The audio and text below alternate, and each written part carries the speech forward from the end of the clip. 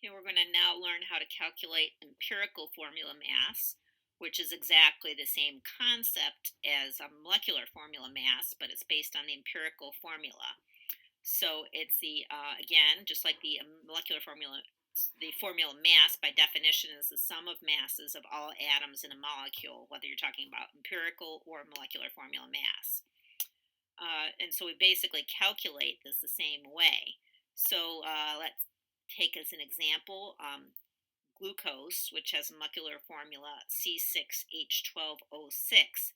The molecular formula mass is, we calculate it by multiplying the mass of each atom from the periodic table times the number of that atom. So carbon is 12 grams per mole, so it's 6 times 12. And then for hydrogen, it's 1 gram per mole, but there's 12 of them, so that's 12. And then oxygen is 16 grams per mole, and there's 6 of them. So when we multiply everything and then add it together, we end up with 180 grams per mole as the molecular formula mass. Now, the empirical formula mass, to figure this out, we first of all figure out the empirical formula for glucose, which is CH2O. So remember, for it's you divide by the largest number that you can divide everything in the formula by. So we can divide by 6, and this is what we end up with. So we end up with 1 carbon, 1 oxygen, and since 12 divided by 6 is 2, we end up with 2 hydrogens. So to do the empirical formula mass, it's exactly the same process as for molecular formula mass. So it's 12 grams of for carbon plus 2 gram. There's 1 gram for hydrogen, and there's 2 of them, so that's 2 grams total, plus 16 grams for the 1 oxygen. So that's 30 grams per mole for the empirical formula mass. So we can figure out the ratio of the molecular formula mass to the empirical formula mass. That's 180 divided by 30, and that number is 6. So what this tells us is that there's 6 CH2O units in glucose. So essentially, this is the number we have to multiply by to get the number of atoms in the glucose molecule. So if we multiply by 6, we get C6. If we have CH2O and multiply each subscript by 6, we end up with C6H12O6, which is a molecular formula for glucose. And also, if we multiply 6 by 30, we get the formula mass, 180 grams per mole. So what this means is that if we know the molecular formula mass and the empirical formula mass, we can find the molecular formula. So I'll give an example of a molecule that has an empirical formula of CH2O, which is this empirical formula for glucose that we just discussed. And let's say that the substance has a molar mass of 360 grams per mole. What is its molecular formula? So first of all, the empirical formula is CH2O, and the formula mass is equal to can be calculated by adding up the mass of each atom. So we've got 12 grams for carbon, and then 2 times 1 for, so 2 grams for hydrogen and 16 grams for oxygen. So that's 30 grams per mole. So this is the same as it was for the empirical formula for glucose, because it's the same empirical formula. And now what we do is divide the molecular formula mass by the empirical formula mass. So the molecular formula mass is 360, and the empirical formula mass is 30. And then when we divide those, we get a value of 12. So that is essentially the ratio of the molecular formula mass to the empirical formula mass. So in other words, the molecular formula is 12 times larger than the empirical formula.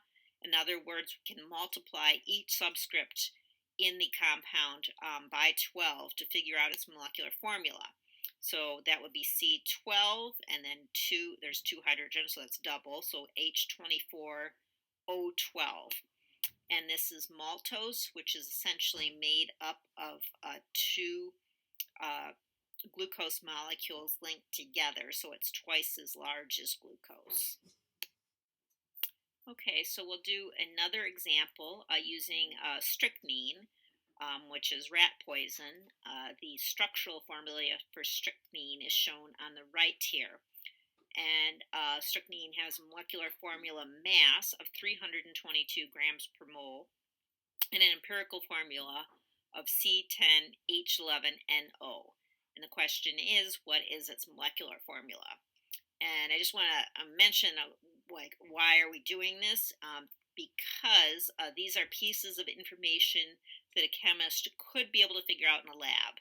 So if you had strychnine, but you didn't know that it was strychnine, let's say that it was something that you picked up from a crime scene and you wanted to figure out what it was, two things that you could figure out are the molecular formula mass. So you could figure out how many grams per mole, and you could figure out the empirical formula. And then you want to figure out from that the molecular formula. So the first thing you do is calculate the empirical formula mass. So there's 10 carbons, so that's 10 times 12, which is the mass for carbon, 12 grams per mole. And for hydrogen, it's 11 times 1. For nitrogen, 1 times 14. And oxygen, it's 1 times 16 grams per mole. And when we add that all together, the empirical formula mass is 161 grams per mole. So that's not the same as the molecular formula mass, which is 322, so that we can tell that the molecular formula is going to be larger than the empirical formula. So to figure out exactly what it is, we basically take the molecular formula mass, and we're going to divide it by the empirical formula mass, and we end up with 2. And so basically that means that the molecular formula is twice as large as the empirical formula. So we're going to multiply everything by 2 to get the molecular formula.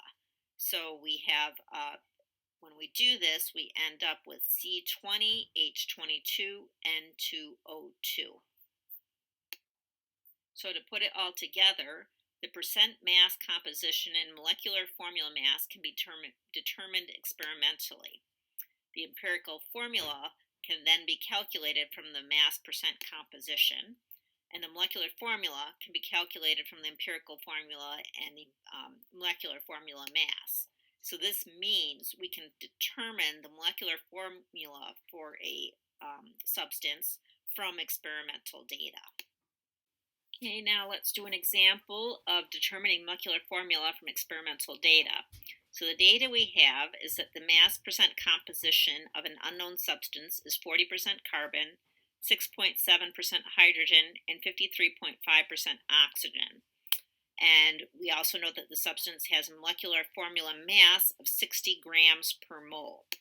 So how do we figure out the molecular formula? The first thing we need to do is assume, again, that there's 100 grams, just because that makes the math easy. So we're going to just, each time we see a percent, we're going to convert to grams. So it's 40 grams of carbon, 6.7 grams of hydrogen, and 53.5 grams of oxygen.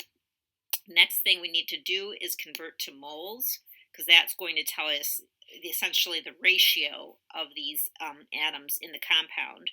So for carbon, there's 40 grams of it, and there's 1 mole per 12 grams of carbon, so that's 3.3 moles. And then for hydrogen, we have 6.7 grams in our sample, and there's 1 mole per 1 gram, so that's 6.7 moles of hydrogen. And for oxygen, is 53.5 grams, and there's 1 mole per 16 grams, or 3.3 moles. The next thing we need to do then is divide by the smallest mole value. If we look at that, it's 3.3 moles. There's actually twice where we have 3.3 moles. And then so we have a 1 to 2 to 1 ratio. So these numbers become subscripts in the empirical formula. So we've got CH2O, which should start to looking familiar to you. It's the same structural formula in glucose and maltose and formaldehyde. So now that we have this, we have the empirical formula, but we don't know which molecule it is. So the next thing we need to do is get the molecular formula from the empirical formula and the molar mass. So basically, we first of all determine the empirical formula mass. So that is 12 grams. So it's CH2O. So it's the same, essentially the same calculation we did before, where it's 12 grams plus 2 times 1 plus 16. That's 30 grams per mole. So that's the formula, the empirical formula mass.